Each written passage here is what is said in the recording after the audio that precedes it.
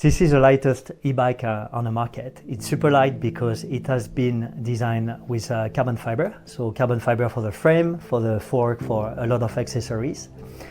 There is no battery and no motor in the frame. Everything is in a e-wheel, including the battery in a hub. And we have two different sizes of battery and motors. No wire. It's all Bluetooth. So you just use your app and you can start the bike. And you have tutorials on the website to check that. And you can ride the bike as a push bike or as an e-bike. When I ride the bike, usually on a flat or tailwind, I don't use any power.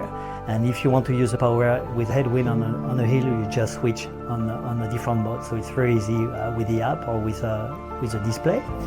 And the bike has been designed in New Zealand. It's assembled in New Zealand as well.